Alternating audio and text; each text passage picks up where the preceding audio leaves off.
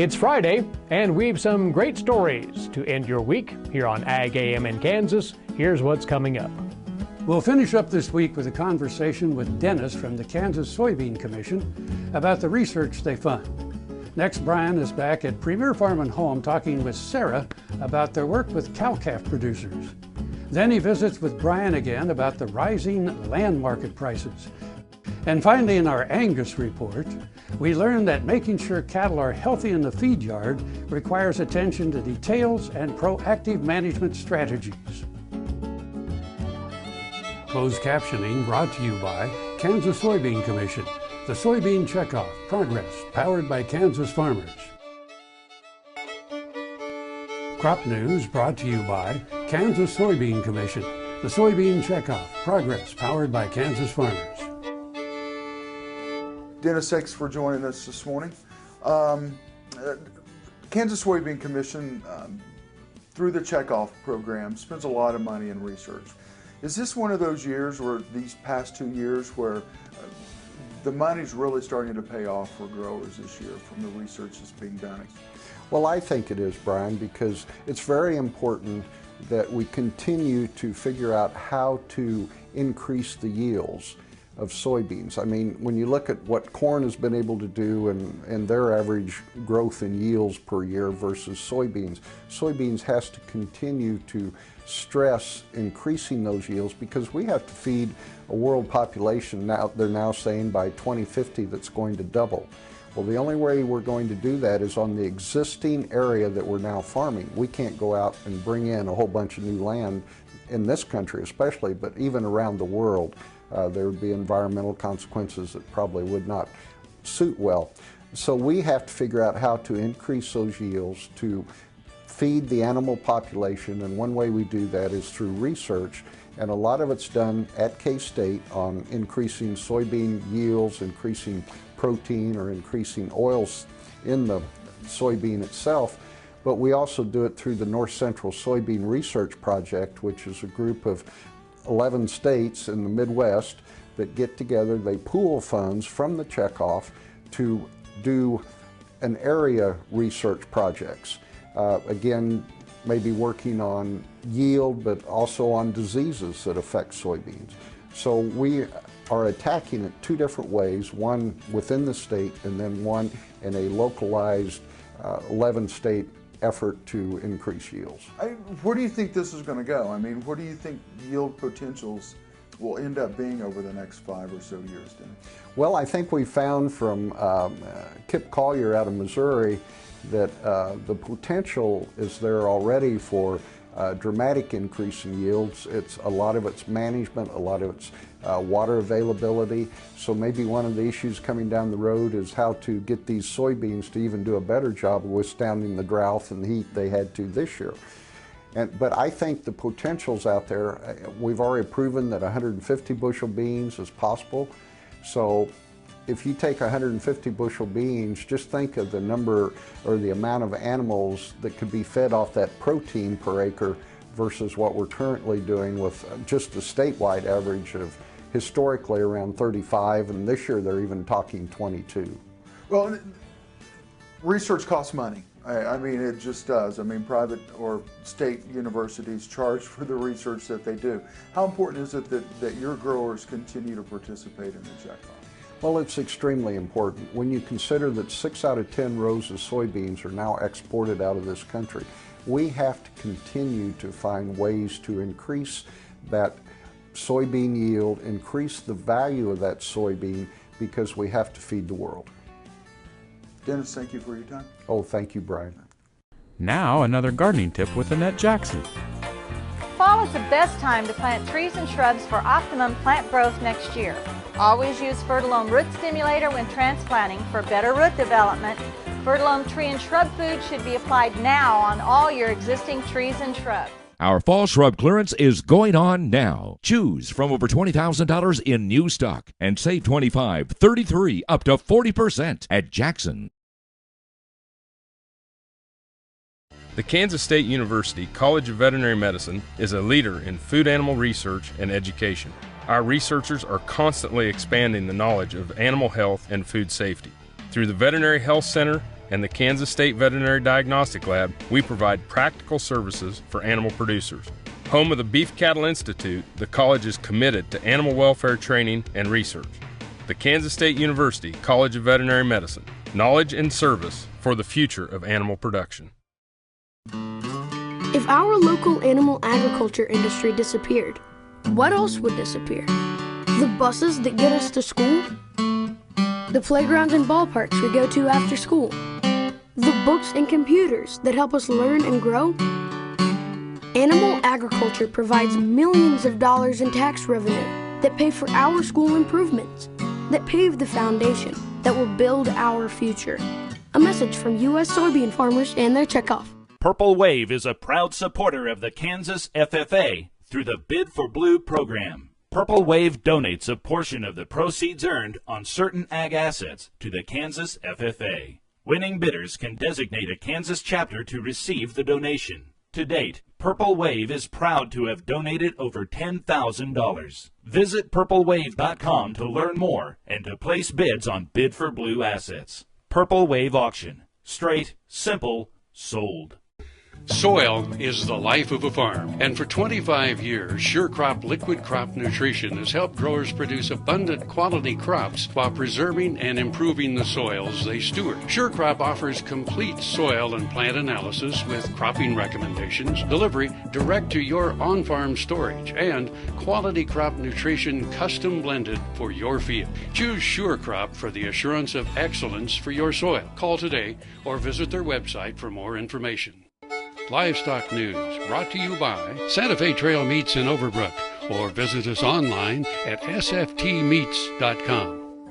Good morning and welcome back to the show. We're at Premier Farm and Home. Sarah, it's good to see you again. Good to see you. I saw you probably mid-spring, early summer. It's been a while, so we kind of caught up on some stuff. Seasons have changed. I'm wearing a coat today. I know. I probably should be wearing one too, but I got a thin layer of blubber, so I'm pretty good. Seasons have changed. Producers' needs have changed this time of the year, and we're talking about the cow-calf guys. What are we going to do this time of the year for them? Well, basically, right now they're weaning calves, and they're making a decision on whether they're going to keep them at home or go ahead and take them right to the sale barn. And for those folks that are going to go ahead and hold them at home for a little bit, maybe feed them until January or February, those folks need to kind of focus in on the 21 days right at weaning, if you will, right when they pull the calves off the cows. And that 21-day period kind of sets us up for success or failure for the entire feeding period of that calf. We know that gain in performance is affected by how that calf gets started, whether that calf gets sick or not. So our goal is to put a program together for a producer that basically keeps that calf healthy. And the way we keep that calf healthy is to keep that calf eating. So our goal for the period is to get that calf up to 2.5 to 3% of body weight total, whether that includes his hay, the producer's hay, or it's a complete feed of ours. We really strive for ultimate intake and really identifying stress factors and try to boost the immune system. No eat, no gain. Exactly. So if their head's not down eating, something's wrong. Either right. We got a depressed calf, or we've got someone who maybe has some medical issues, or they may have some other needs that you guys can address too. That's right. That's right. And that's why we have different programs that fit different operations for the producer. You speak of the depressed calf, and we call it that calf that wants to hang back in the back of the pen and just isn't really aggressive about eating. Maybe a self-fed situation is more appropriate for that guy, where that weaker calf or that timid calf can kind of come up and eat as time suits him and not be so overwhelmed maybe by the bigger, stronger calves, and then ultimately he becomes bigger and stronger as well. So we have some feeds that they can actually put in a self-feeder, offer for 21 days, and kind of allow all the calves to get to the bunk. Other folks want to feed 5 pounds and then offer their own hay, although hay is kind of limited this year. But that certainly is a program as well that fits some customers' needs. I want to make sure I get this right. Starter program, did I say that? Starter program. Tell us about the starter program. The starter program is basically that 21 days after weaning or upon shipment. You know, some folks will buy cattle and bring them in and feed them for a while. That first 21 days is critical. We have to concentrate on protein and energy and roughage. And with that calf that's coming off its cow, we kind of have to replace the grass and the milk out there that calf's been used to, and we have to do it smart. And that's why it's so important that we include roughage in that feed so that that's safe for the calf, so we don't get into some acidotic type situations, cause that calf to have a bellyache, go off feed, get sick, get some respiratory infections going on, and then ultimately have a sick calf that's poor performance. So that's why that starter period is important. We as a company, we try to bring in products like Avelafor, which is a chelated trace mineral package, yeast to get that calf to digest feed better, all kinds of whistles and bells, if you will, to really amp up that first 21 days after arrival or after weaning. But it all boils down to us making your operation more profitable. That's correct. Sarah, thank you. Thank it's good to see you again. Good to see you. Thank you.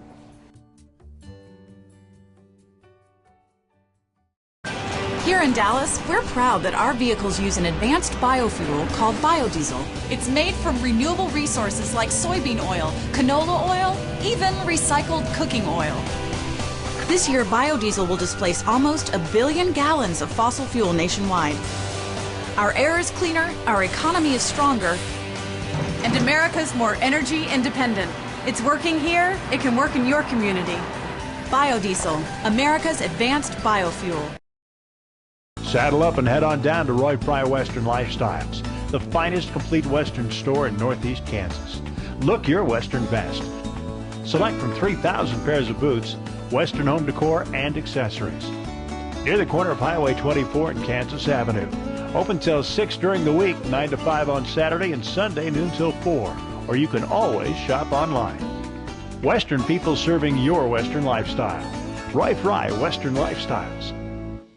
If your company relies on business vehicles, it all comes together with Briggs Dodge Business Link with business vehicle financing. Business Link is a no-cost membership with advantages such as extended service hours, a dedicated staff, free loaners, shuttle service, and much more. It's about more than being in business. It's about doing business better, smarter, and more efficiently. Briggs Dodge Business Link is custom made for you. Call Briggs Dodge and let them show you how Business Link can help your business. Nobody gives you more ways to play and more reasons to stay than Prairie Band Casino and Resort. 3 great restaurants, Players Club benefits, plus an award-winning golf course. Go for it. You'll find something new and exciting every day, just north of Topeka off Highway 75. Prairie Band Casino and Resort. Go for it! We'd remind you to check us out on the radio side for agricultural information from Kansas State University on Agriculture Today. Find it on the web at ksre.ksu.edu. Valley Vet Supply is devoted to providing information and professional quality products at reasonable prices. Valley Vet Supply.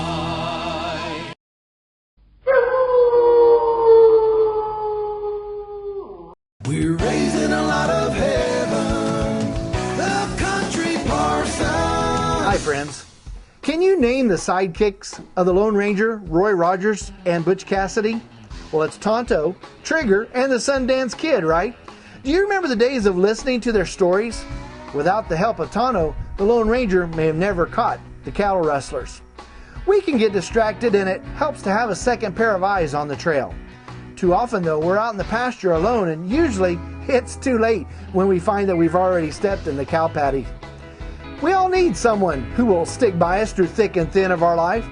The Bible tells us that there is someone who sticks closer than a brother. He's our ever-present help in the time of need, the Bible says. Friends, Jesus is no sidekick. In fact, He's the trail boss. And by placing your trust in Him completely, you will be protected from life's cow patties. Will you trust in Him today? If not, better watch where you step. You be encouraged. Agribusiness brought to you by Kansas Soybean Commission. The Soybean Checkoff. Progress powered by Kansas farmers. Brian, thank you for joining us this morning here on the show. The 80s were not kind to family farmers. The way land prices are right now, do you see some people putting themselves in that same situation? We have the potential for the start of the same kind of thing that happened back in the 70s. If you compare the 70s with the current situation, on an inflation-adjusted basis, the 70s were extremely profitable. We had some things going on, a very optimistic environment in production agriculture. We were going to feed the world, and wheat price rose and was really high, and some tremendous profitability. 1973 was extremely profitable. 1978, 1979 were very profitable. We had an inflationary environment back there, and just such an optimistic environment where people bid the price of land up very high. Probably bid it out beyond what the fundamentals would have supported at the time. And then incomes collapsed, interest rates rose, and land values dropped by about half. And so there are some differences between then and now. Currently, a lot of land purchases are not being made with leverage. People are returning profits and using that profits, bidding those profits back into land values. And so, individuals are not as highly leveraged, but we're just at the start of this thing. This thing could unfold like back in the 70s and 80s. It's something to worry about. I think that potentially people might be underestimating the risk on the income side for production agriculture. Interest rates are extremely low. They will rise down the road. It's just that this is going to unfold very slowly. And so right now, there are not very many good alternatives other than just bidding profits back into land, because the stock market is so risky. CDs don't earn much interest, and so individuals bid that money back into land. And we actually have a little blip up in terms of a PE ratio, the price to earnings ratio, price of land divided by the earnings. It's higher than it's been really back into the 80s, actually.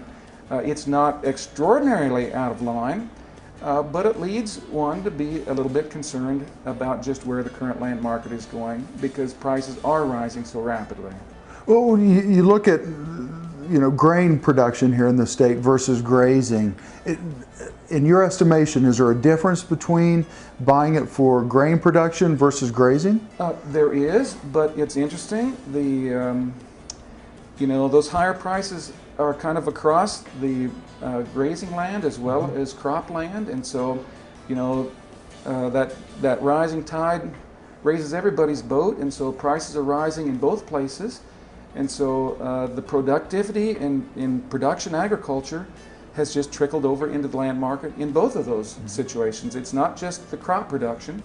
And in many places there's getting to be some pasture land or grassland that's getting to be torn up, again trying to get some of those profits on the crop side. And so no, it's all rising, even though there have been years when livestock production has not been as profitable. But it's rising across the whole sector. Now, what about commercial versus agriculture? Is there a battle going on there? There's outside interest in land values, or in land also as an investment. I know that some big investment companies are investing in agricultural land, and we get some off-farm investor interest. But lots of the purchases actually are farmers bidding at auction for the piece that's close to both of them. And those prices tend to go quite high. Someone, and we just got a few seconds here left together, someone's wanting to try to make that land purchase. How would they sit down and determine it's worth it or not worth it? Well, you need to really emphasize cash flow and profitability.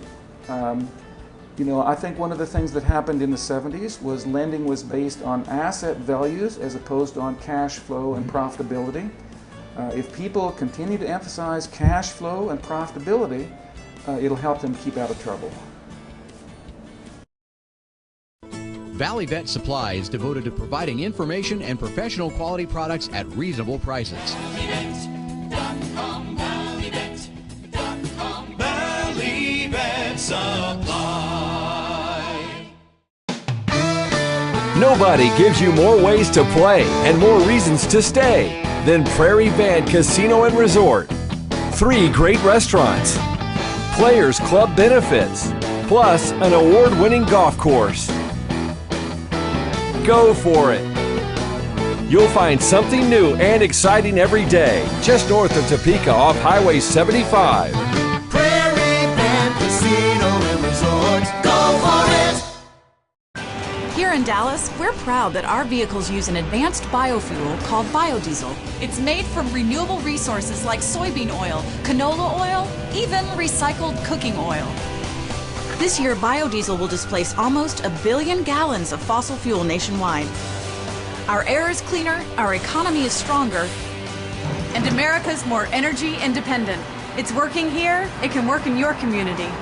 Biodiesel, America's advanced biofuel. Purple Wave is a proud supporter of the Kansas FFA through the Bid for Blue program. Purple Wave donates a portion of the proceeds earned on certain ag assets to the Kansas FFA. Winning bidders can designate a Kansas chapter to receive the donation. To date, Purple Wave is proud to have donated over $10,000. Visit purplewave.com to learn more and to place bids on Bid for Blue assets. Purple Wave Auction. Straight, simple, sold. Soil is the life of a farm, and for 25 years, SureCrop Liquid Crop Nutrition has helped growers produce abundant quality crops while preserving and improving the soils they steward. SureCrop offers complete soil and plant analysis with cropping recommendations, delivery direct to your on-farm storage, and quality crop nutrition custom blended for your field. Choose SureCrop for the assurance of excellence for your soil. Call today or visit their website for more information.